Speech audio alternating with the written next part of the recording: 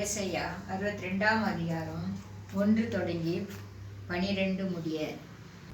சீயோன் நிமித்தம் எருசலேமின் நிமித்தமும் நான் மௌனமாய் இராமலும் அதன் நீதி பிரகாசத்தைப் போலவும் அதன் ரட்சிப்பு எரிகிற தீவெட்டைப் போலவும் வெளிப்படும் மட்டும் அமராமலும் இருப்பேன்.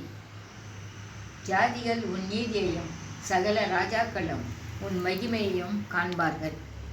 கர்த்தருடைய வாய் சொல்லும் புது நாமத்தை நீ அழைக்கப்படுவாய்.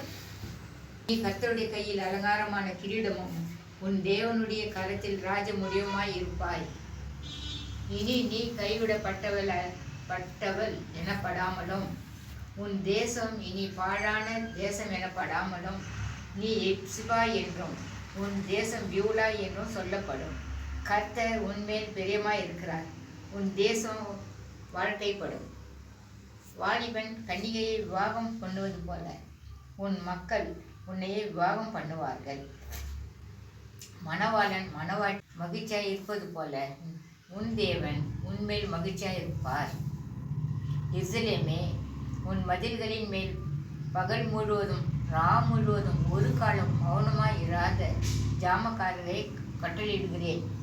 கர்த்தரை பிரஸ்தாபம் பண்ணுகிறவர்களே, நீங்கள் அமெரிக்கையாய் இருக்கலாகாது. அவர் எருசலேமை ஸ்திரப்படுத்தி பூமியிலேயே அதை புகழ்ச்சியாக்கு வரைக்கும் அவரை அமர்ந்திருக்க விடாதிருங்கள். இனி நான் உன் தானியத்தையும் உன் சத்துருக்களுக்கு ஆகாரமாக கொடேன். உன் பிரியாசத்தினால் ஆகிலும் உன் திராட்சை ரசத்தை அந்நிய புத்திரர் குடிப்பதும் இல்லை என்று கர்த்தர் தமது வலது கரத்தின் மேலும் தமது வல்லமையுள்ள புயத்தின் மேலும் ஆணையிட்டார்.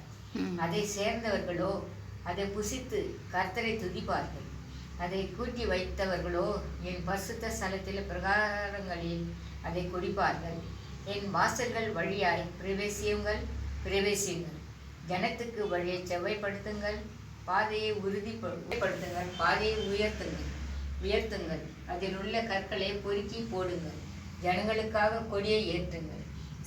நீங்கள் சீயோன் குமார்த்தியை நோக்கி, இதோ உன் ரட்சிப்பு வருகிறது, இதோ அவர் அருளும் பலன், அவரோடு அவர் செய்யும் பிரதிபலன் அவர் முன்பாகவும் வருகிறது என்று சொல்லுங்கள்.